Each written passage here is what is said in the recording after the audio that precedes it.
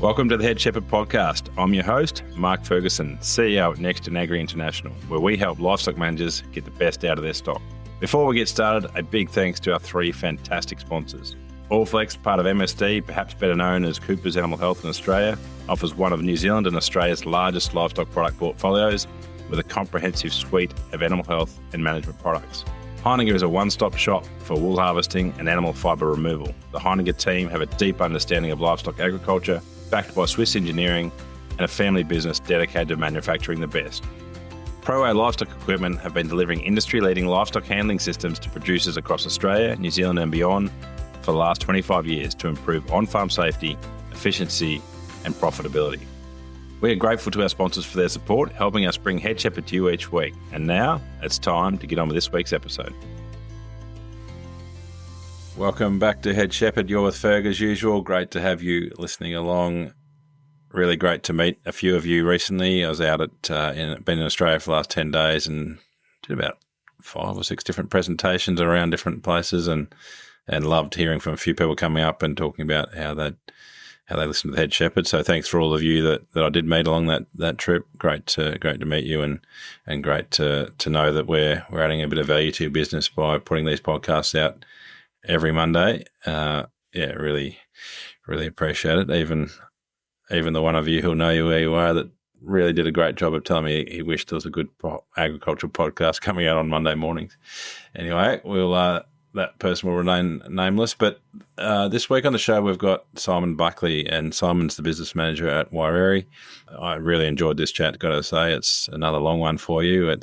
We actually cranked over an hour, even though I said it was going to be maybe 40 minutes when we started. But really could talk to Simon all day about what he's learnt and his approach to business and I guess what Wairere have achieved generally. So it's really, I'm sure you're going to enjoy this one. Before we get into that, if you are travelling to Lamex, we had an email from Tim Goll this week or last week saying Wednesday night at Lamex looks a bit quiet. We should organise something, and so Goll came up with a concept of moving around a few different pubs, commonly known as a pub crawl, and his only stipulation is that we're going to have to be wearing tweed. So we're looking for a few businesses to help put a bit of money on those bar tabs as we go around on the Wednesday night of Lamex. So if you are a business interested, get in touch with myself or Tim Goll, and ourselves and Flock's Sake from Golly will be obviously supporting that. So if you are getting along to Lamex, one thing to pencil in will be a bit of a wander around wearing tweed around a few Adelaide pubs. So if you haven't locked in Lamex yet, and that might be the thing that tips you over, the opportunity to cruise around wearing a tweed jacket in Adelaide with a few great people, hopefully. So looking forward to Lamex generally, but certainly looking forward to that wander around, and great to be doing it with Flock's Sake, who do some great work out there. Righto, we'll get underway with this week's show with Simon Buckley from Wairere. Welcome to Head Shepherd, Simon Buckley. Thank you, Mark. Glad to be here. Great to have you. It's been one we've had on the list for a while, and really looking forward to this one. So we'll start, I guess, with your backstory, and then we'll get into the Wairere story, which are kind of fairly intertwined by these days. But I guess your background, and then how long you've been at Wairere, and then we'll move on to that business. Yeah, well, I was a city boy, born and bred in Whangārei. Parents were into medicine, doctors, nurses, things like that, and all my siblings have followed that track. I'm the black sheep of the family. But from a very early age, I had a connection with animals and an interest. Went to Massey and did ag science. So did that, bailed after 3 years, just had enough of being a student and living on no money, had a taste of working on farms and things doing my, sort of placements and practicals and things. So fell into a position at Castlepoint Station, which in those days was the height of the, development, skinny sheep scheme, numbers were just stacked on 10 deep. And, a lot of people, I think about 14 on the staff there when I started. And a lot of people that I still rub shoulders with from time to time. it was exciting. There was a lot, but it was a great grounding for me because we did everything. We did the mechanical, we did the engineering, we did the gorse, the development, the water supply, the whole thing. So got to sort of dig into lots of things, and all the animal and a lot of cows, lots of sheep. People that taught me what I needed to know and along the way. And I'd actually got to a point where I was almost getting bored with sheep and beef, just ran around chasing sheep and cattle and I saw an ad for a job, and I thought, that looks interesting. I had to go and put it in, and that was here at Wairere, and I was working not that far away, so I knew a bit about the place. And Derek rang me up and said, would you like to come for an interview? And one thing led to another, and here I am 40 years later. That's a bit of a rundown. It's a fairly short career into our area and then a very long, Excellent. So, 40 years, wow. That's half a lifetime. So that's fantastic. So, we'll get into the Wairere business, and it's probably a brand name that if anyone knows anything about the New Zealand sheep industry or even probably trans-Tasman sheep industry, they will have heard the word Wairere Romney, and certainly, I didn't know much about sheep industry in New Zealand, but I heard of Wairere Romney before I moved over here. Yeah, I guess talk us through maybe that. Obviously the history has been a big part of you being there as well, but I guess before your and Derek days, the sort of foundation of the Wairere Romney Improvement Group and Wairere being part of that, and that sort of shift that they had to make back in the sort of founding days, I suppose, of Derek's father and his band of colleagues that sort of changed the Romney forever. Yeah, well, it actually goes back a little further than that, because Derek's grandfather actually had a Romney stud based on a little block just out of Masterton called Akura. So there was a bit of interest or knowledge going on there. And Derek's father was actually, when he left school, I don't know the full story, but he was an agent for Wright Stevenson, the prelude to PGG, and going back a long way. So he had a broader sense of what was going on with sheep and cattle up and down the country. And I don't know at what point he sort of got to know Holmes Warren, but Holmes and a few others that were on the cusp of changing the way in which sheep breeding was happening, and instead of focusing on pedigree, there was a move to performance recording and objective measurement and so on. And Derek tells the story about his father going to a well-known ram fair, I think it was Fielding, and buying these clear-headed Romneys that he thought he needed, the type of sheep that would thrive and produce here at Wairere, and 6 months later they couldn't see where they were going. So he got very disillusioned with that whole stud industry thing. And I guess in talking to Holmes Warren, and I must say I'd never met Derek's father John, but he was obviously a leading light and a well-respected politician. Like, he was on the meat board and other things, but obviously very astute and forward-looking sort of guy. And so he decided, along with Holmes, that they could breed a better sheep that was more suitable to this type of environment. And this was pretty harsh in those days. It was scrub covered. It had very little input. It was really, I would say, almost on the verge of being abandoned as a farming enterprise. And I'm not quite sure what happened, but obviously you got some help from the market, probably, at the time, made an investment, went down got into, in cohorts with Holmes and a few others, the Humes, Tony Parker, other people that were sort of, disciples of that change that was happening, and started into breeding rams here at Wairere. And that really kicked off in 1965 here. So that in itself is a long time ago.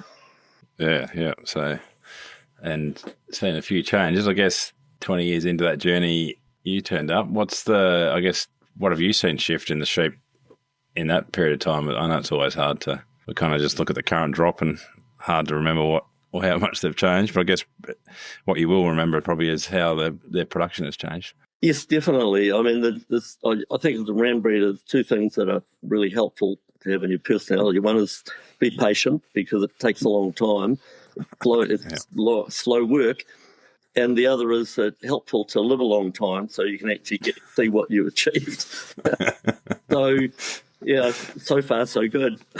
Yeah, but look, really, I don't think that the type of sheep or the objective has changed that much, but definitely, regardless of what trait you look at, long-term consistent policy of selection and having an objective that aligns with, first and foremost, your own environment and management, and then obviously we need to be aligned with the market as well. And there have been all sorts of things come and go over that time that have been, I'd say, distractions or sidelines, things that we haven't gotten too carried away with, but the fundamentals of number and weight of lambs out the gate is always been the I suppose the first objective, and having a sheep that'll adapt to the way in which they're farmed is critical. But I would say that the ability of sheep to get in lamb, rear lambs, has changed hugely from when I started, where intensive lambing beats, lots of intervention, lots of things that went wrong through that process and led to huge wastage. I think the sheep have always been capable, or reasonably capable, of getting in lamb, depending on how well they were fed. But rearing lambs was the weak point. And I remember when we started here and doing recorded beats, tagging at birth and that sort of thing, culling a lot of sheep for what we just called the bad mum syndrome. That they just take one look at you and they were gone. And, we'd cull lots of them on that basis. And the scientists would say, mothering ability can't be measured, you can't select for it, blah, blah, blah. We weren't doing anything objective in that regard, except assessing their attitude when you arrived on the scene and culling on that basis. We culled a lot of sheep. And slowly but surely over time, the sheep have, that's changed. I mean, maternal instinct has been one of the greatest changes, and I think still one of the most, it's a miracle of nature, really, because how do you encode instinct into DNA, but it has certainly changed. It's changed hugely. And it's a pleasure. It's still one of the things that I'd love to do. I think that recording at birth, you see the full process in action, and the instinct, these sheep, the lambs have no opportunity to learn, no prior experience, just dumped in a cold, wet spot, and, that instinct to suckle and get on their feet, and, and the ewes that will just stand rock solid and, mother them again, even for ewe hoggets and things. That's quite remarkable. But it's probably been, and I do think that in a way, while we measure all these things and we select for all sorts of traits, that behaviour is of the animals that we farm is one of the things that has changed a lot. Yeah, that's really interesting, and I think you get at it. Yeah, it's like you say, it's sort of things that have a lot of environmental variation make it hard for science to kind of try and work out what is going on. But we do know for sure that we always see, variation in behaviour and have seen, through getting rid of the ones that don't behave well and I guess through selection pressure for rearing twins and that sort of stuff, you end up finding those animals that do it. And I 100% agree, those sort of innate things that animals do that can't be taught. They just have to know, like a turtle has to hatch on a beach and start walking towards the ocean and then work out how to get on a current or whatever. Like, it's just phenomenal.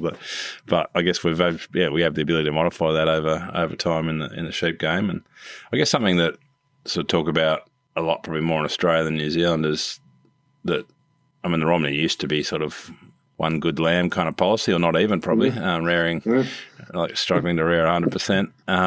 And then shifting now to, I mean, a good Romney can wander in at 190 or 180, 190 or whatever, depending on nutrition, obviously. But what's that earlier? I mean, now we've got, as you say, we've got all these improving tools all the time. But if we went from sort of when you started to, I don't know, the first 20 years or something, we wouldn't have had anywhere near the amount of breeding values and the accuracy in that data. So was that just selection for twins and rearing twins was kind of or weight of twins? Or what, I guess what was that selection process look like? Yeah. Well, I mean, Derek's father's policy always was that, if you select for something, for long enough and, just keep consistent, you can make progress even with traits that are seemingly, lowly heritable. So that's, I suppose he decided that if some, in the days when, as you say, people would say, one good lamb's enough, don't give me twins, I don't want twins, one good lamb's enough. He knew that there were, and he had lots of ewes that reared two lambs successfully, and he just set two and said, well, if some can do it, I'll select for that, and over time we'll get there. And here we are now, as you say, with almost at the other end of the spectrum where there's people thinking that, no, we've gone too far, the wastage is too high, there's too many lambs being conceived in some way, and there's a sweet spot there. But at least now you have the choice of, depending on how you can almost dial up what you want, depending on how you feed your sheep and how you treat them. And so, that's all. But definitely science has played a huge role in advancing the traits and the things that we need from our sheep. Meat quality, wool quality, and don't forget wool. The type of wool, the style, the qualities that a lot of us have sort of forgotten about or pushed into the background currently. That will come again. It's sort of bubbling up at the moment. But science and adopting an objective measurement and the calculation of breeding values, and when I was at Massey, Al Ray took me for genetics, and then following on, Dorian was sort of one of our tutors, and so unknowingly I was sort of being exposed to or having interaction with people that were really making a mark and changing the way in which breeding, sheep in particular, but applies to all animals, was being steered and directed to a more science-based and objective measurement type of system. And that in itself is, more recently the advent of EID tags was a game changer. I mean, all of a sudden, there's always when new technology comes along, you think, it's going to save me work, it's going to do less. Nah, it doesn't work like that. All it does is allow you to do more things. Do more. You don't get any less busy. But that's the way of the world. It happens in all sectors, and we've been on the same path, really. And EID tags, and then all of the tools that have gone with those to be able to read, record, and manage that data digitally without all the paper. And I mean, we were, I'm still a bit like that, but as Emma will tell you. But, moving to digital recording and being able to transfer information without having to physically read, write, and that's been just, another miracle. Exactly, and there'll be a whole generation of people younger than us that are wondering what we're on about, but those days of having to write everything down, so it's a full day, or extra people to write it down, then extra people to put it into some sort of digital format that then you can process, and it's just insane how much time just to get weight data, or like just simple what we would now consider really simple and easy data, that back when I think the original sort of Wairere and Taronganui, like so Holmes and John and crew were like they had to import the pig scales from the UK just to be able to weigh the animals. So it's like, it's and now we can run stuff through flat out, and then not even think about it. But no, it's been great, and innovation and change and adoption of technology has been remarkable, and we need it. I mean, every sector does. Otherwise, you get run over by the people that do go down that path, and you just become a dinosaur. So, if you have to change, otherwise you will just disappear. Yeah. My mind's racing because there's lots of different ways we can take this conversation. But we'll see how I'll try and keep on track. But you did mention that John getting disillusioned with like going and buying some open heads and them coming and growing back all that wool and stuff. And I guess one of the things I remember, I think Mike relaying to me rather than Holmes himself, but when they were doing that, when they decided that, they saw ewes that could rear twins, so they kind of made that call that this is what was possible, let's work out how. And I remember them drafting, I remember Holmes telling the story of sort of drafting off those animals that were doing it and found that different type, which is probably now what we probably refer to as a North Island Romney in New Zealand, but it was a different style of Romney that, and obviously that's now, as you've talked about, and we're going to talk most of the rest of this conversation around the science that achieves the continued evolution of that animal, but it was a shift in that sort of animal, really, like a major shift in what that animal looked like. Absolutely. I mean, we've gone from, what was sort of really, the big frames, slab-sided, long as a bus sort of sheep, to the more compact, efficient model that grows more quickly, grows the right stuff more quickly, more meat, and has the ability, has a genetic frame size that's appropriate, milk as well, like indirectly, we're not doing a lot of direct measurement for milk, but indirectly there's been a lot of selection pressure put on that maternal weaning weight. The type of sheep. I would say generally speaking, the move to more, it seems like the more bare-pointed, open type of sheep, there is a correlation there with performance.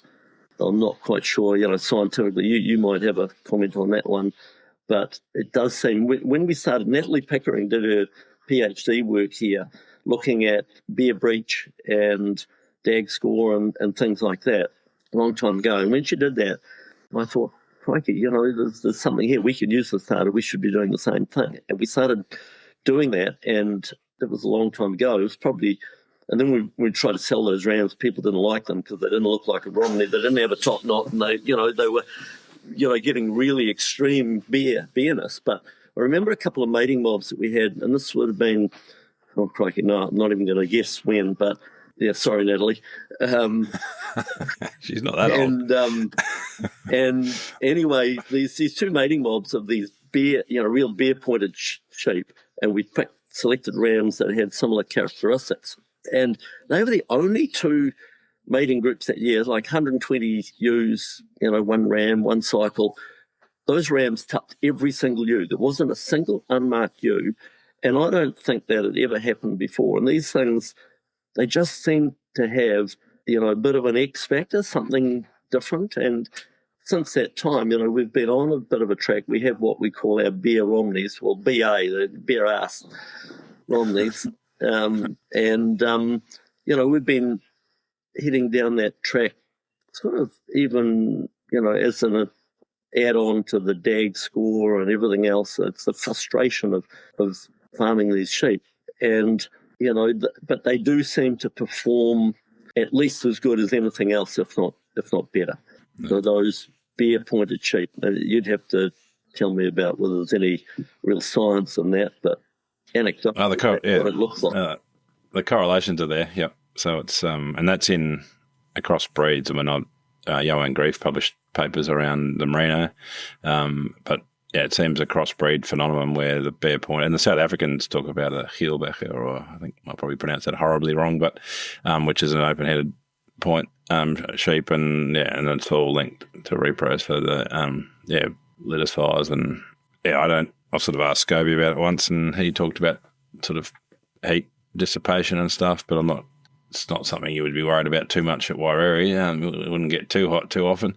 So it's I don't know I don't understand the biology particularly well, but I do see that there's genetic correlations across breeds, which is really interesting. And I do it's probably worth exploring briefly that conundrum of which you live and breathe every day, is that we need to sell rams if you're a ram breeder, and you need to make genetic gain, and sometimes making genetic gain makes an animal less desirable for a group of ram buyers because they don't understand, they haven't seen what you've seen in the paddock yet.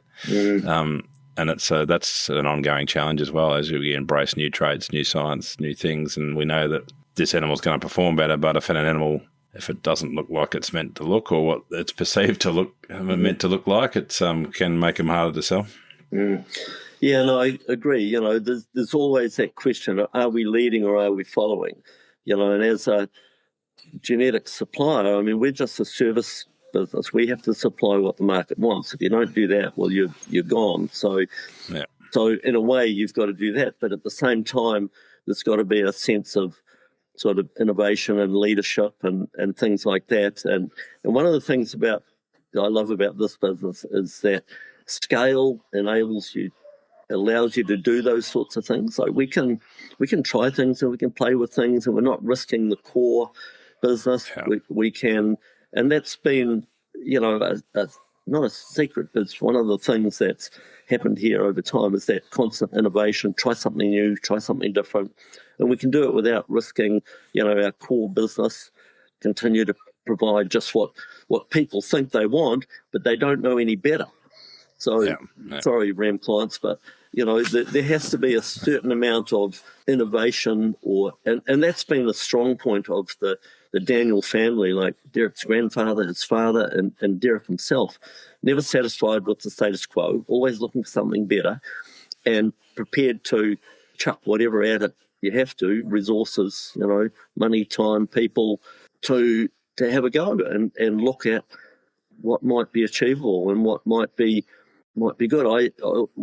We talk about crystal balls a bit, and what determines. I think this business has had a good crystal ball. They've been able to, for whatever reason, pick the right trends, the right long-term traits that lead to gain, in output and productivity and all that sort of thing. Whereas you can easily get sidetracked, and there's been lots of those that fortunately haven't gotten too involved with, or if we have, they've been let's have a go at this. Let's see what we can do with this. I can remember, this will make you laugh, in about, I don't know what year it was, maybe early 90s, thereabouts, Derek going to who was Morrison's, William and Richard's father, and buying a Wiltshire ram. Yeah, right. We'll try this, and we had to go with some Perindale crosses. In fact, the first bit of crossbreeding, non-Romney sheep that we produced here at Wairere would have been a Perindale cross, I think. You name it, we've tried everything. We AI'd a whole lot of ewes in the early 90s with some merino semen, and I think Trevor Cook or Ross Edwards might have done that. We had this terrible storm, about 10 days of easterly. I think we got about 3 live lambs or something. I mean, I shouldn't be disparaging of the merinos, but they were probably a bit inclined to, suffer under those conditions anyway. But certainly an early 90s merino wouldn't have loved that too much. No. Yeah, but you name it, we've tried lots of different things over time, and scale allows you to do that without risking too much. Yeah, great point. And I don't think anyone would ever accuse Derek of not having a crack at stuff. He's always innovative thinker, always thinking differently, and I guess probably firmly focused on that crystal ball, thinking about what is trending rather than sort of what is now, and that ability to test those theories is fantastic. I guess you've had lots of like you say, there's lots of failures along there, but I think that lack of fear of failure and scale, that it means that you're not putting all of the crown jewels in one basket. It's sort of testing stuff at a smaller level and seeing it at a prototype level and seeing if it works, and then rolling it in if it does and not if it doesn't. So I'm sure it's been a great business to be around because of that willingness to do new things rather than just roll out what was done last year. Absolutely, and it's probably the reason I'm still here. It's been interesting. It's been exciting. There's always something going on. There's always something new to think about and do, and those are the things that keep it interesting.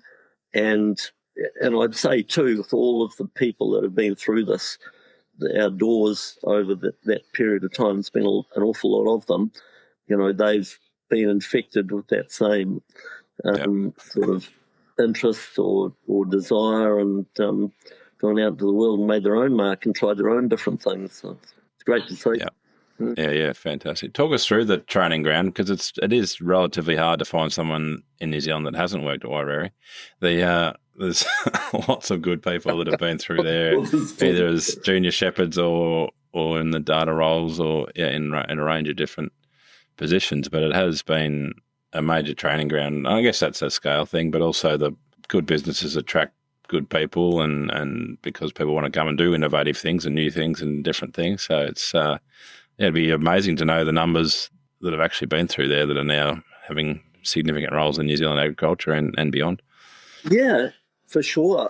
I mean, it's one of my sort of few regrets, really, is that I haven't kept a better record of all of those people over time. I really don't know, but there's certainly been hundreds, and mostly I remember them just in my time, and obviously, before my time there were many more, and the John Daniel, believed strongly in training and giving people opportunity and exposing them to change, and that's continued, and it's been like the University of Wairere sort of label has stuck, and I think for good reason. There has been lots of learning, lots of young people, and for a lot of them, they've turned up here as relatively inexperienced youngsters, straight out of school or home or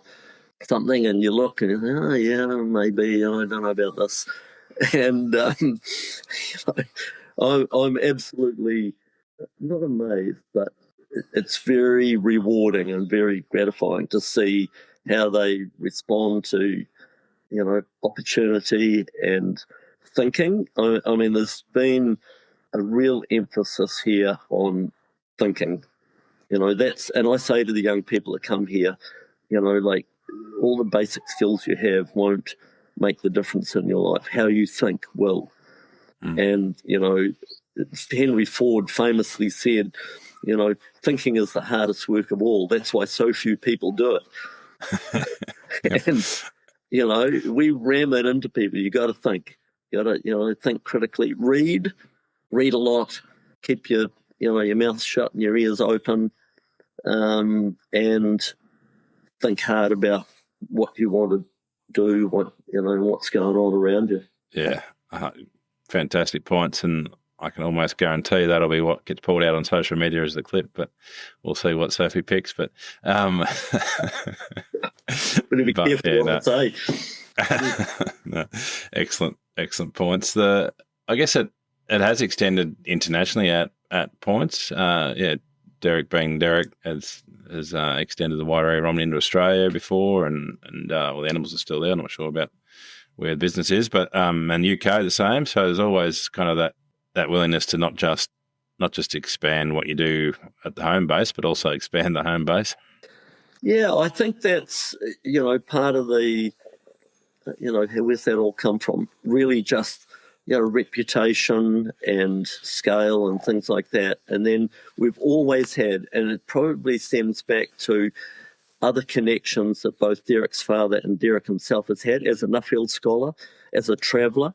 Derek has always travelled all around the place, rubbed shoulders with a lot of people, always had an interest in what's going on in other places. We're just a small corner of the world, and that's attracted a lot of people to come here, and then people talk to people who talk to people, and before you know it, we've sort of got a wave of foreigners wanting to. There wouldn't be a week goes past I don't have requests from people from offshore wanting to come and look or work or experience, and the connections are just huge, worldwide. So, and that's another thing that just creates interest and stimulation within the business, because there are other things going on in other parts of the world that we're connected to and we need to be a part of. We're exporters. We're supplying what the world wants, not just, the supermarket down the road. So those people are important to keep in touch with as well. And you always learn plenty from people. And I just, couldn't even, just about every country in the world we've had visitors from, or people come and work and stay. And, language sometimes is a wee bit of a barrier, but where there's a common interest, there's always a way of communicating, and we've always done that. Quite a few from Europe, South America. When Danny was working for us, that created that linkage, and we've had some fantastic, visits and stays, and people who worked for us come from South America, Uruguay, Chile, Argentina.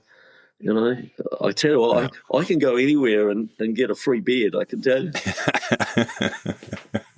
Yeah, well, I'm sure that's possible. And I know that everyone that I get a few of those requests, but I know that anyone that I get a request from has already been to see Wairere Romney up in the North Island before they head down this way. So, lots of Aussies, obviously, and I guess that Nuffield connection, and there's a range of different ways. But awesome, and that 100% makes it interesting to have those people in and around, because it just always keeps things different and interesting and fresh.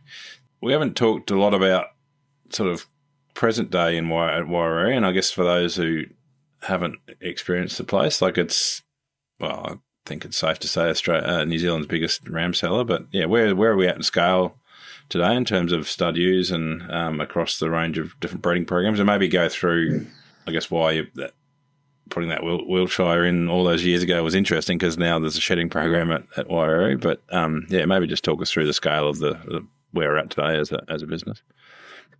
Yeah, I first and foremost, the Romneys, or the more traditionally bred sheep, and I include in that our facial eczema flocks. That again, it's been a long, slow grind to get to where they are.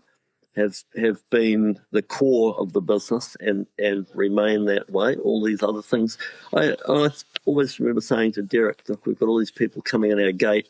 We need a terminal. We need a terminal option. People will buy them from the point of view of convenience and service and known relationship, and so that was part of it. But in terms of total numbers, I always have to sort of redo the numbers. I just say, roughly speaking, there's 20,000 sheep being bred from to provide genetics to the sector, and that's probably gone up and down, and terminals have gone up, and this has gone down, or that's come in and that's gone out, and we've been, I suppose, rightfully accused at times of being too scattered or having lots of different irons on the fire. And when we started away from Romneys, there was a lot of pushback, or some pushback from people saying, stick to your knitting, don't go and do these crazy things and blah, blah. But I'd have to say that if we hadn't, given what's happened to the New Zealand sheep population, we'd be selling a lot less rams than we are now. So diversification, if you look at other, and it's one of the lessons that Derek's always been strong on, is, look at other sectors, look at other businesses. And I've always had the view that selling rams is the same as selling fridges or cars or TVs, whatever it might be. You've got to provide what people want. You've got to look forward, and that's been the driving force for our innovation in different introducing new genes. If you go back to the big changes that happened around the importation of East Frisian genetics, Finn genetics, Texels, we've integrated and played with and tried all of those things, and with varying degrees of success. But I would say they've all been successful in some way. Even if they've shown us what doesn't work, it's been great. It's taught us all a lot more about sheep and sheep farming and feeding and the different attributes of animals, and that's really what's led the innovation. But the core really is still our Romneys, and there's a little bit of stuff going on in there. We're always trying to add to or modify those. They're certainly not the same as they were. Take the work we're doing with parasite resistance, with increasing bareness, with intramuscular fat, with eating quality traits. I think you've got to really be aware of those things, and none of these things happen overnight. They're long-term things, so you got to start earlier. You got to, and so our Romneys are very much having those things added on. So they're not the same sort of sheep that they were 30, 40 years ago. But in a broader sense, a lot of sheep, and every year it's a bit different. Do we need to be breeding from these hoggets? Where's the demand coming from? Do we need more of these, less of those? And sheep and any biological system, you can't just sort of crank up the dial or change the die on the machine and stamp out something new or different.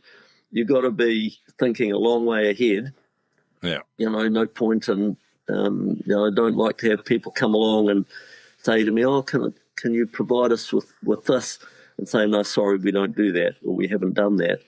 That to me is sort of a mark of failure, really. We haven't thought about it well enough.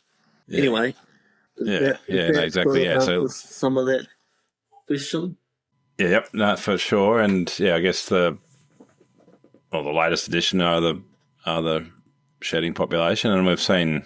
I've famously gone on record saying we need no wool or good wool, and just in time to make the strong wool price kick up into a zone we haven't seen it for a long, long time, a very long time probably. It'll be interesting how the market responds, but we have seen a big swing to shedding sheep, mainly for, obviously wool price wasn't helping, but just that labour associated with wool. But there's no doubt that this will change that in people's heads and where people go. But you've obviously got both those areas covered now with a shedding program or a hair sheep or however we want to refer to those animals. But you've seen that demand grow obviously, and a fairly significant investment in genetics to bring out from the UK to have something to offer. Well, again, typical Wairere sort of program, really, all or nothing. But it's been great. Again, exciting, interesting, and again, it's been led by the market, not by us.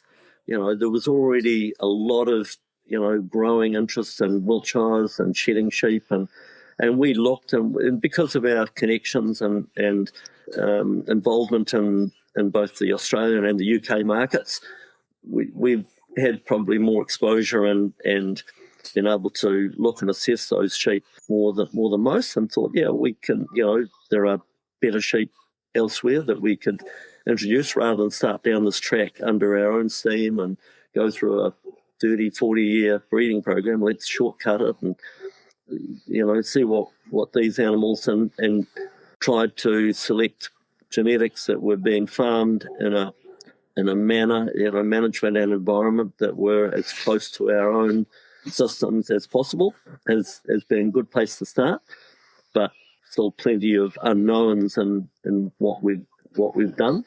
But regardless of where the wool market goes, there will be a proportion of the New Zealand sheep market that just for whatever reason, be it labour, environment, all sorts of good reasons why people should farm sheep that don't need to be shorn.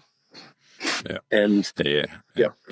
and but we hope that doesn't overshoot. And it's great that the wool prices come out. I always had this sort of rough idea that if half the sheep in New Zealand grew really good quality, strong crossbred wool, and the other half grew no wool at all, that'd probably be quite a good balance. Because, and I've been saying from the day one that these our noonies and other non-sharing sheep are actually going to help the wool market, because they'll reduce supply and that will help the price. And that's, I think that's sort of pretty much what's happening currently, along with reduced supply for other reasons and from other places. We've spent so much time and effort and money trying to increase the demand for wool. We're really, a bit like lamb in a way. We've shrunk our way into better profitability. Shrunk into premiums. Yeah. It does work. Which is true. Like I did economics at university, and I can sum up years of study in 3 words: supply and demand. Yeah. That's what we're all subject to. Exactly. Yeah. No, really well put. The last thing I just want to quickly explore was that you mentioned that back in the originally, I guess Wairere and places like it were sort of scrubby, and so kind of on the point of walking away, and so the sheep had to be good. I guess we've lifted production a lot since that time. How much has, and I think we've learned a lot about how feeding from those skinny sheep days stacked on to less stocking rate, better animals, more reproduction per animal, more growth per animal. I guess how much is that environmental?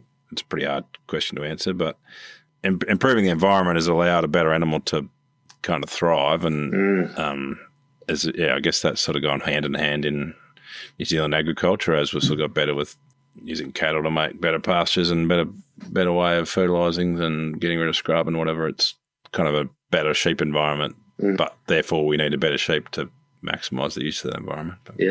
Yeah, that's a tricky one, because I often pose the question, if you were starting over breeding rams, would you start here again, or would you go somewhere better or different? And if the environment made the sheep, or if the to some extent, and I do think that having exposed the sheep to the rigours of this, not just the environment, just the management and all the things, it's more closely mirrored commercial sheep production, and that I think is the key.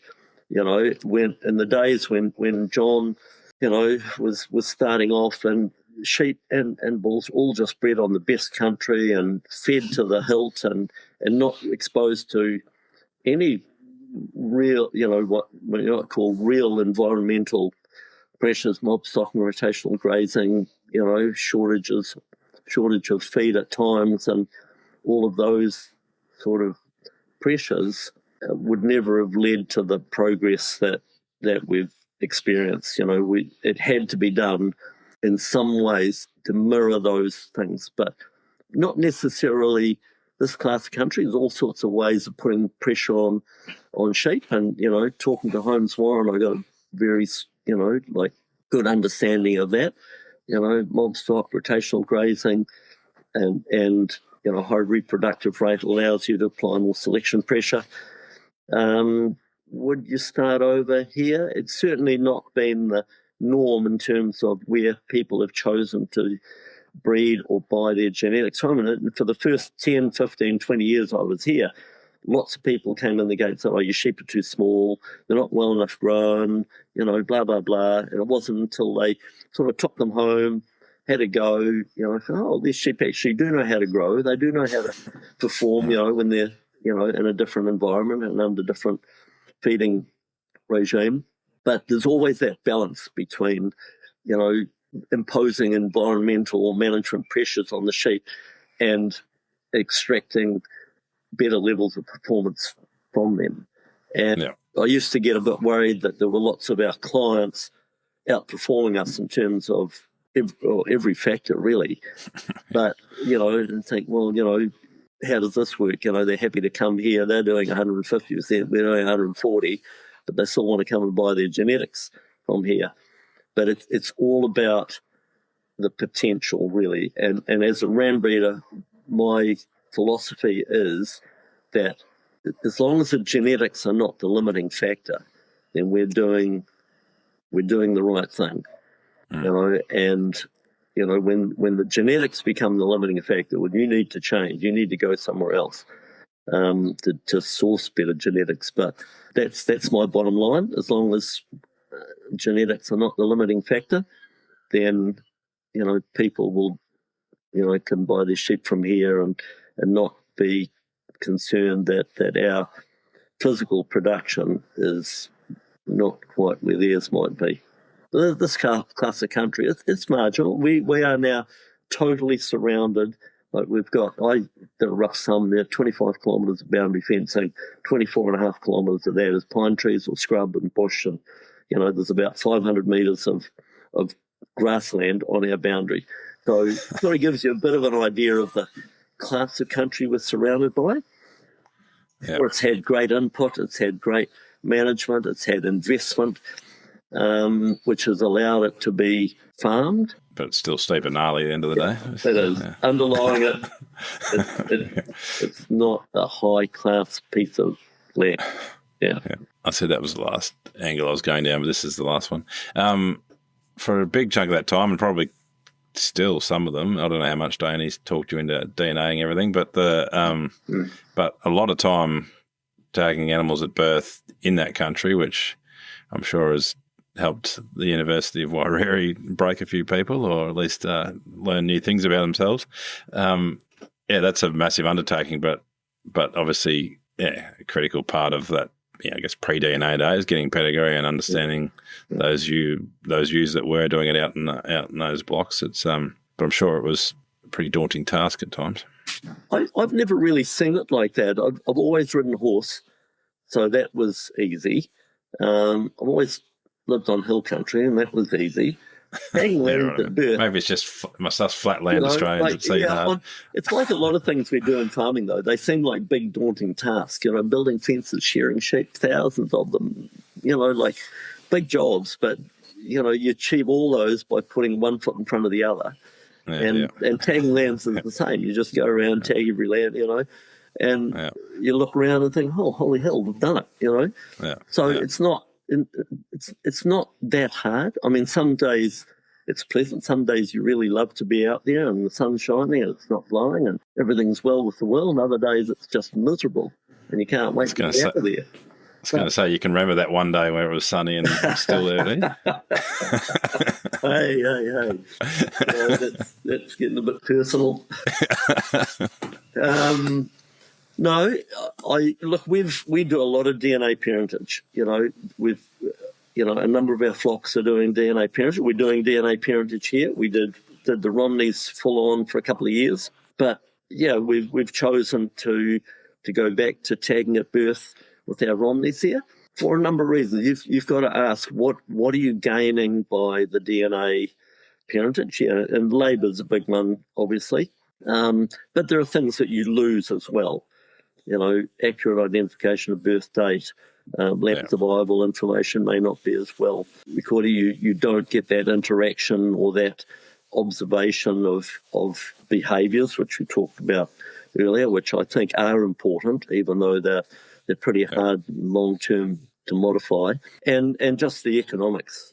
We're doing genomics hand over fist, lots of low and high density genomics.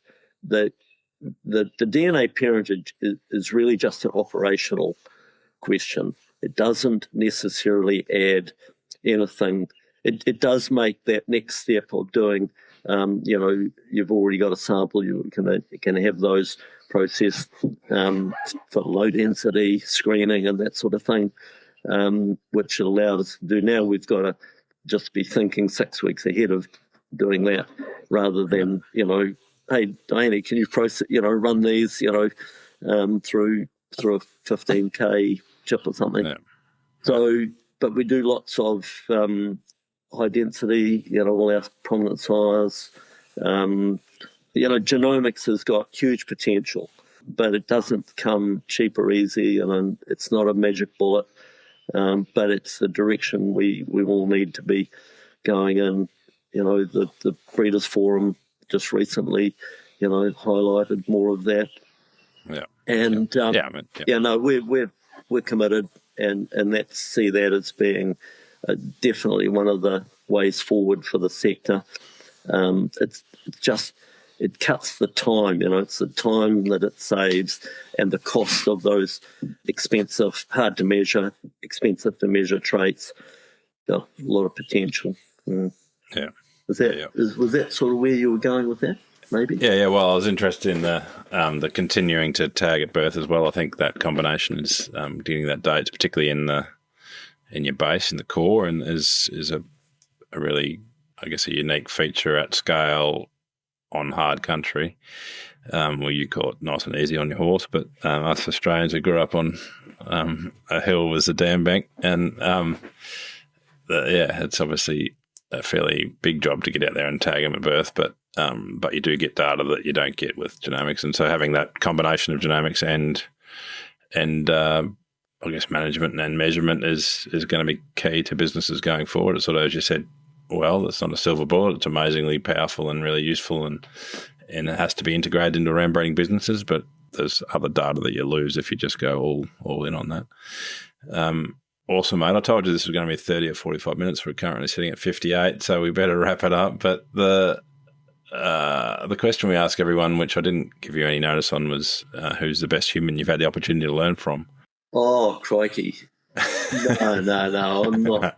No, I'm not going to single anyone out because, like in this decade or last decade or going back how long everyone, like at their time, has got a huge amount to offer. I mean, we had a really interesting visit from, I shouldn't say who, one of the cow collar or, proponents this last week.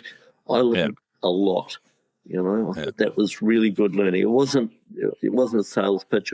We just wanted to learn more about the ups and downs and the ins and outs and where's it going and so on. So that was really interesting. Every week there's someone contributes something that I think, wow, that was great.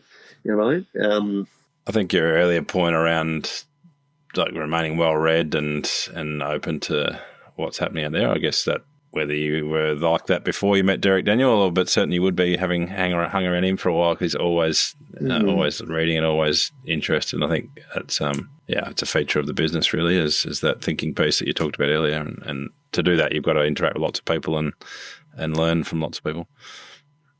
I think coming from a non-farming background in some ways is helpful.